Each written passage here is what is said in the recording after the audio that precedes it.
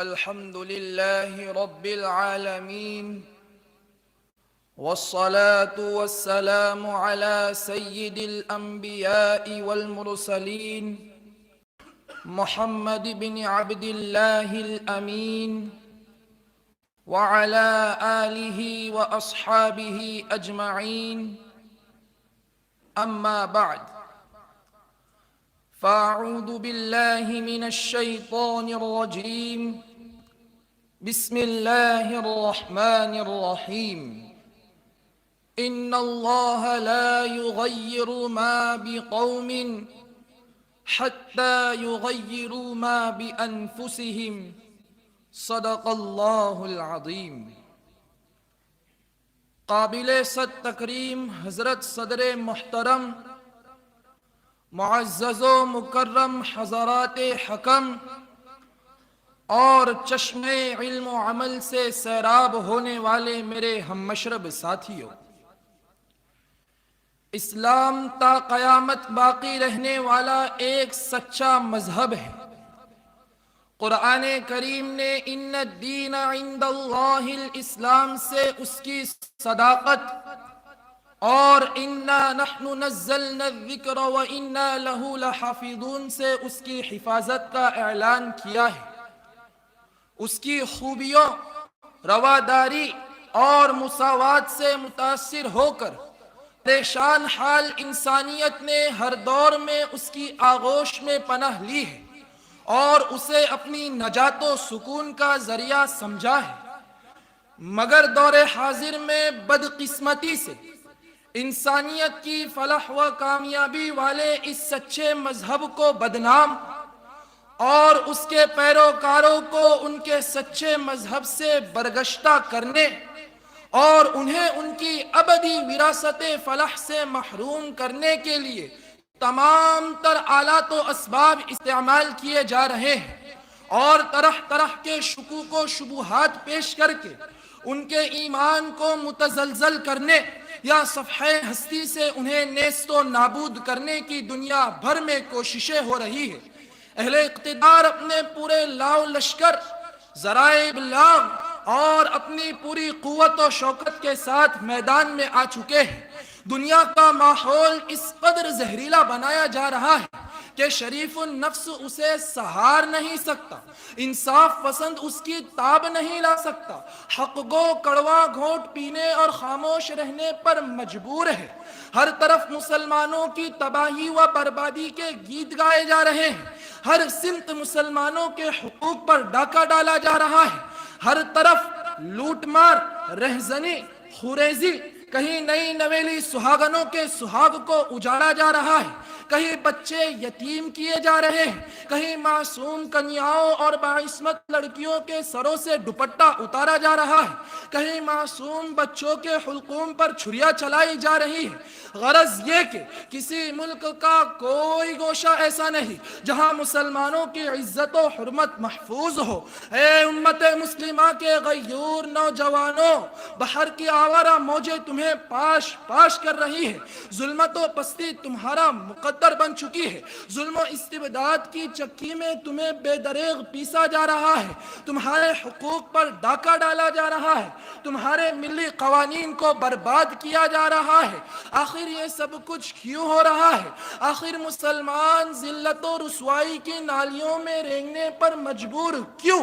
حالانکہ مسلمانوں کے ماضی کی طرف نگاہیں دوڑائی جائے تو پتہ چلتا ہے کہ کبھی تو یوں تھا کہ مسلمانوں کی سطوت و شوکت کا سکہ چہار دانگ عالم میں بیٹھا ہوا تھا، کبھی تو مسلمانوں کی چوتھائی دنیا پر حکمرانی تھی، کبھی تو مسلمانوں کا نام سن کر قیصر و کسریٰ جیسے بادشاہوں کے دل پہلو میں یک لخت ٹھہر جایا کرتے تھے، کبھی تو مسلمانوں کے سوار رفتار گھوڑے ہندوستان اور ترکستان کے دریاؤں میں اترتے تھے، کبھی تو سمندر کی پرآشوب موجیں مسلمانوں کو اپنی چھاتی پر سے گزر جانے کے لیے راستہ دے دیا کرتی تھی، کبھی تو اسلامی تہذیب و تمدن اور معاشرت و کلچر کی ساری دنیا میں تعریف ہوتی تھی، کبھی تو اسلام کے ابدی آئیڈیل و اصول کی سراہنا اسلام دشمن طاقتیں بھی کرنے پر مجبور تھی.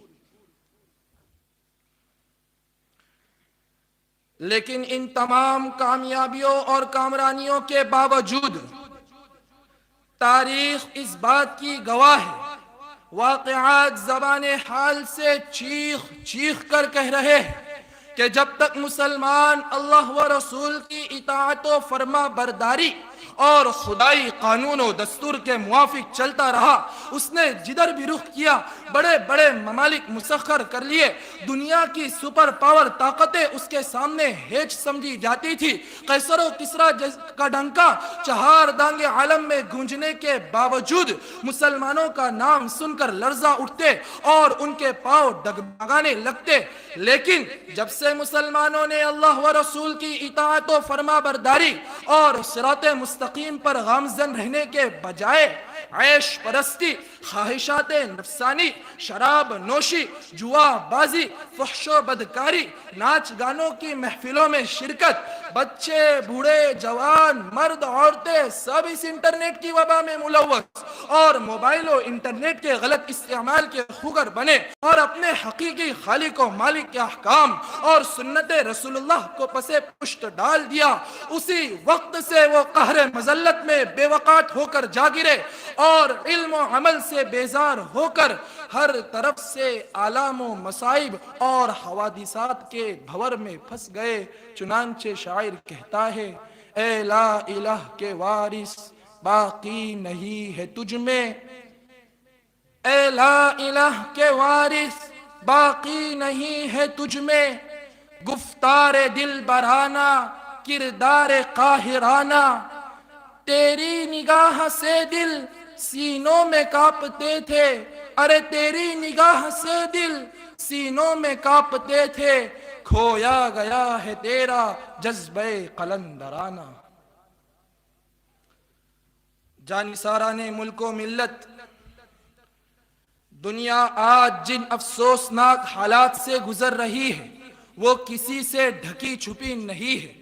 اپنی بدعمالیوں اور شریعت سے دوری کے سبب مسلمان آج پوری دنیا میں ذلیل و خوار ہو رہے ہیں اور ہر میدان میں انہیں شکست و ہزیمت کا سامنا ہے۔ آج 57 آزاد ممالک کی شکل میں قوت، عددی اکثریت اور قدرتی وسائل سے مالا مال ہونے کے باوجود ذلت، عاجزی اور درماندگی میں مسلمان اسی مقام پر کھڑا ہے جہاں 100 سال پہلے کھڑا تھا۔ آخر مسلمان اس قدر لاچار و بے بس کیوں، جبکہ تعداد کے اعتبار سے مسلم قوم ہی دنیا کی دوسری بڑی قوم ہے۔ غور و فکر کے بعد یہ باتیں سامنے آتی ہے کہ اگر مسلمان دین اور علم دین سے دوری اختیار نہ کرتا تو آج اس کو یہ دن نہ دیکھنا پڑتا۔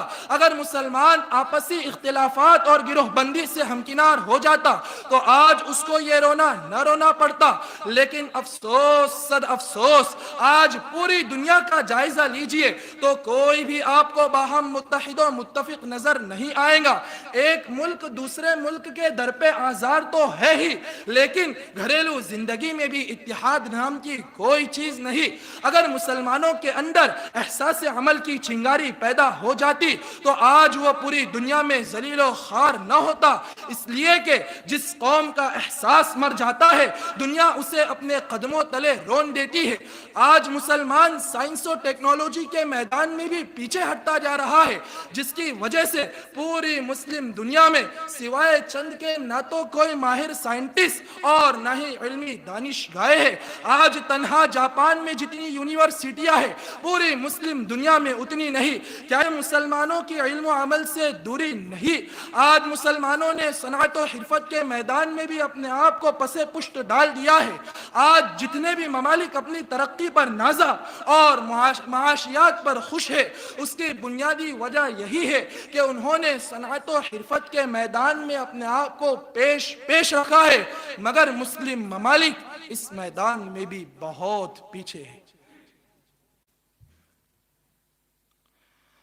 امت مسلمہ کے غیور نوجوانوں،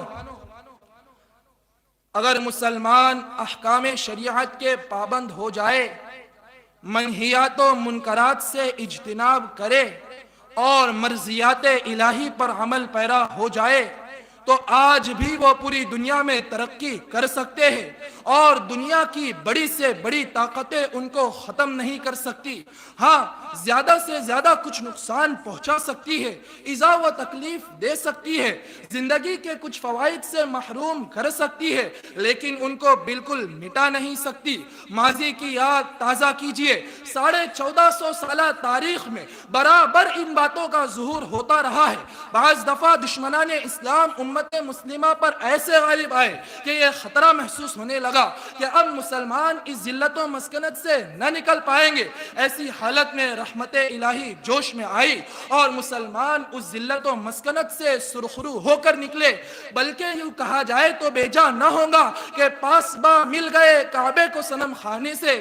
ان کے دشمن خود سرنگو ہو کر ان کے تابعدار بن گئے. اس لیے اس بحرانی صورتحال اور خوفناک مرحلے میں انسانیت کا تقاضا یہ ہے کہ غمزدہ انسانیت کی زحمت و غم کو بانٹ لے، بھوکوں کی خبرگیری کرے، فرقہ پرست طاقتوں سے اپنے آپ کو دور رکھے اور ان کے ظلم و تشدد سے بچنے کی تدابیر اپنائے. آپسی نفرتوں کو بالائے طاق رکھ کر خوب پیار و محبت بانٹ لے. رات کتنی ہی کالی کیوں نہ ہو جائے، صبح روشن ضرور ہوتی ہے. اے حرم کے پاسبانوں، تمہیں ناموں سے ازل کے امین و پاسباں اور خدائے لم یزل کے رازداں ہو. تمہارا ہاتھ خدا کا ہاتھ ہے، تمہاری اٹھان مٹی سے ہے، لیکن تمہیں سے اس عالم کا وجود و بقا متعلق ہے. میں خانہ یقین کے جام چڑھاؤ اور ظن و تخمین کی پستیوں سے بلند ہو جاؤ. اے حرم کے بانیوں، اے کعبہ کے معماروں، اے فرزندان ابراہیم، ایک بار پھر دنیا کی تعمیر کے لیے اٹھو اور اپنی گہری نیند سے بیدار ہو جاؤ اور شاعر کے اس شعر کے مصداق بن جاؤ کہ مسلمانوں سنبھل جاؤ، سنبھل جانے کا وقت آیا. مسلمانوں سنبھل جاؤ، سنبھل جانے کا وقت آیا. بہت سوئے ہوئے ہو تم، اب ہوش آنے کا وقت آیا. جلا ڈالی تھی کشتیاں تم نے اندلس کے ساحل پر، مسلمانوں وہی تاریخ دہرانے کا وقت آیا. جہاں سے 313 تم چلے تھے او مسلمانوں، انہی ماضی کی راہوں پر پلٹ جانے کا وقت آیا. تپش سورج سے لو اور آسمان سے بجلیاں چھینو کہ کفر کے آشیاء پر بجلی برسانے کا وقت آیا. بھڑک نمرود کے شعلے کہ پھر انہیں جذبہ ابراہیم دکھلانے کا وقت آیا. اٹھو اٹھو صلاح الدین ایوبی کے فرزندو کہ پھر اس غازی کے افسانے کو دہرانے کا وقت آیا. نبی کی آبرو باقی رہیں گی گر تم بھی باقی ہو، نبی کی آبرو باقی رہیں گی گر تم بھی باقی ہو، وگرنہ پھر غلامی میں جکڑ جانے کا وقت آیا. سنو یہ روزہ اطہر سے کیا آواز آتی ہے، سنو یہ روزہ اطہر سے کیا آواز آتی ہے. مسلمانوں میری حرمت پہ کٹ جانے کا وقت آیا.